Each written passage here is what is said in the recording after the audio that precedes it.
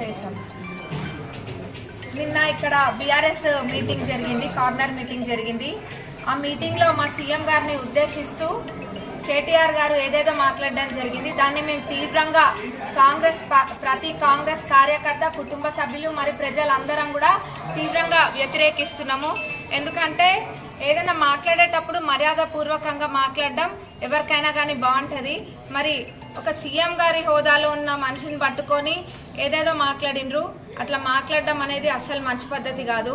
అంటే మీకు మా సీఎం గారు ఎప్పుడు ప్రజల మధ్యలో ఉంటూ, ఎప్పుడు పగలు రాత్రి తేడా లేకుండా, ఏ రోజు కూడా విశ్రాంతి లేకుండా ప్రజల మధ్యలో ఉంటూ ప్రజాపాలన చేస్తున్నందుకు ఓర్వలేక ఇవన్నీ మాట్లాడుతున్నట్టుగా మాకు అనిపిస్తుంది. మీలాగా ఫామ్ హౌస్ పాలన చేసి అవి ఆర్ఎస్ట్ ఈరెస్ట్ అనుకుంటా వెళ్ళలేదు మా సీఎం గారు. ఎప్పుడు కూడా ప్రజల మధ్యలో ఉంటూ సమస్యలు తెలుసుకుంటూ ఎట్లా ఈ అప్పుల ఊవిలో ఉన్న ఈ రాష్ట్రాన్ని ఎట్లా మిగులు బడ్జెట్గా ఎట్లా మారవాలి మళ్ళా అని చెప్పే ఆలోచనతోటి మా సీఎం గారు ఏదైతే మాట ఇచ్చిండ్రో అన్న మాట కట్టుబడి మొత్తము ఏవైనా ఇప్పుడు గెలిచిన 2 రోజులకే ఉచిత బస్సు ప్రయాణం పెట్టడం జరిగింది. 200 యూనిట్ల కరెంట్ అయినా, ఆరోగ్యశ్రీ పరిమితిని 5 లక్షల నుంచి 10 లక్షలకు పెంచడం అయినా, అట్లనే మహిళలకి వడ్డీ లేని రుణాలు ఇవన్నీ కూడా ఇస్తున్నారు. సన్న బియ్యం ఆ రోజు చెప్పినామా, ఎమ్మెల్యే ఎలక్షన్ల ముందు మా సీఎం గారు చెప్పిండ్రా? పేద ప్రజలకి తినే తిండి దగ్గర ఉన్నోడికి లేనోడికి ఏం తేడా ఉంటుంది? 10-15 ఏళ్ల కింద తినేటోళ్ళు కానీ ఇప్పుడు ఎవరు కూడా దొడ్డు బియ్యం తింటలేరు అనిస్తే ఈరోజు అందరు కూడా తినేటప్పుడు తృప్తిగా కాయ కష్టం చేసేది బుక్కడు బువ్వ తిననికే, ఆ బుక్కడు బువ్వ ఈరోజు తృప్తిగా తింటున్నామంటే ఈ చేయి పార్టీ చల్వ అన్నది ప్రజలు ఎవరు కూడా మర్చిపోలేదు. మరి మీకు పదవులు లేకపోతే మీ అందరికి అంత ఫ్రస్ట్రేషన్ వస్తుందేమో.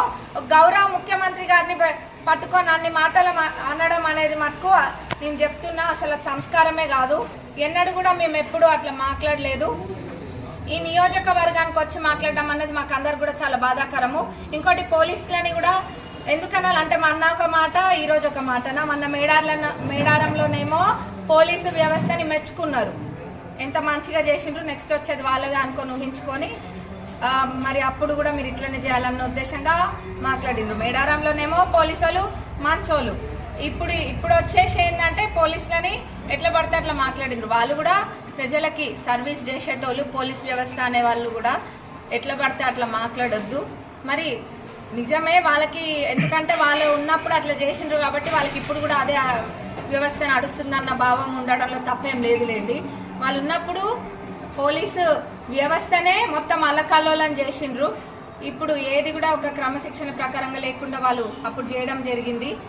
వాళ్ళు కంప్లీట్గా ఎంత ప్రెషర్ తీసుకొచ్చే వాళ్ళు పోలీస్ డిపార్ట్మెంట్ని ఎవరిని అడిగినా చెప్తారు. అందులో me print and electronic media సోదరులకి అది తెలియని విషయం ఏం కాదు, ప్రజలందరూ కూడా గమనించిండ్రు. వాళ్ళ టైంలో ఎన్ని కేసులు ఈ నియోజకవర్గంలో పెట్టిండ్రో, అక్రమంగా ఎన్ని కేసులు పెట్టిండ్రో, ఏం చేసిండ్రో అన్నది అది ఆపినా కానీ దాగే విషయం కాదు.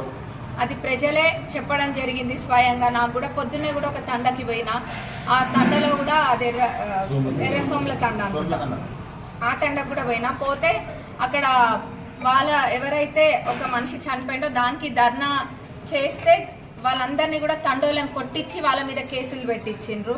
మరి కేసులు పెట్టించే బుద్ధి ఎవరికి ఉందన్నది వాళ్ళకే తెలియాలి. అవన్నీ పక్కన పెడితే మటుకు మా ముఖ్యమంత్రి గారిని అంటే మటుకు ఎవరు ఊరుకునే పరిస్థితుల్లో లేరు ఇక్కడ ముఖ్యంగా.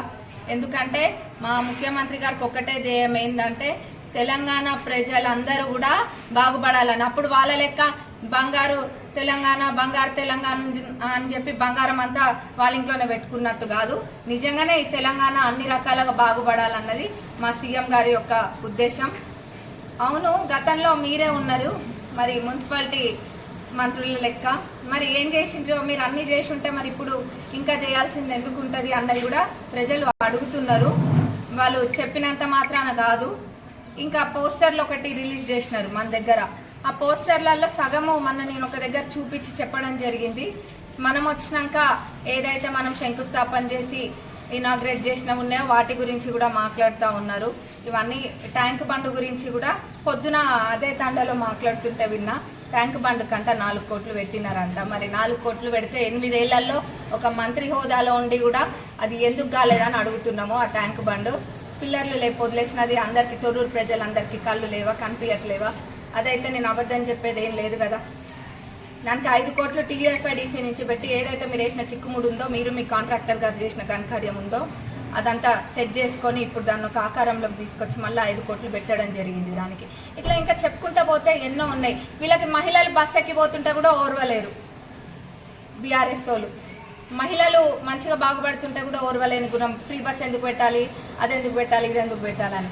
అది తెలంగాణ ఆడబిడ్డలకు ఎక్కడ ఆపద వచ్చినా కానీ వాళ్ళకి సంకోచించకుండా ఎక్కడ ఆపద వచ్చినా ఎటైనా వెళ్ళడానికి భరోసా కల్పించిండ్రు రేవంత్ అన్న.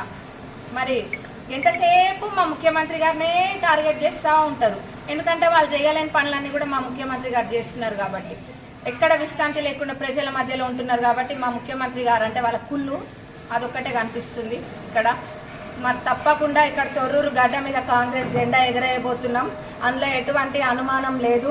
మీరు ఎన్ని అవాకులు చెవాకులు వేలినా అది ప్రజలందరూ కూడా గమనిస్తుండ్రు. మరి ఇంకేందో అంటున్నారంట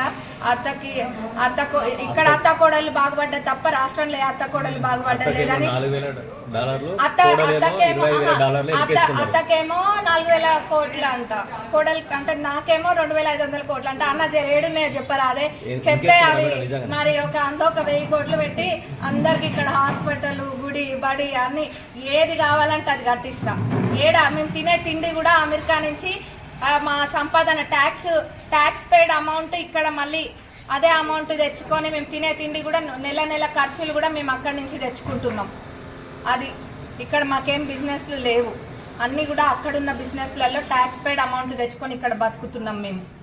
ఇక్కడ బిజినెస్ లేదు. ఇక్కడ ఏమి మీ లెక్క దందాలు చేసుడు అయితే మాకు అది ఆ థాటే ఉండదు. అది ఎట్లా ఉంటుందో కూడా తెలియదు. మరి మీరు అట్లా ఉత్తగంటే జనాలు కూడా అర్థం చేసుకోలేనో లేం కాదు. జర ఉంటే మటుకు చెప్పండి అన్న, ఏడున్నాయో నాకు తెలుసుకుంటే మంచిగా ఉంటుంది కదా. ప్రజలకి కొన్ని చేద్దాం.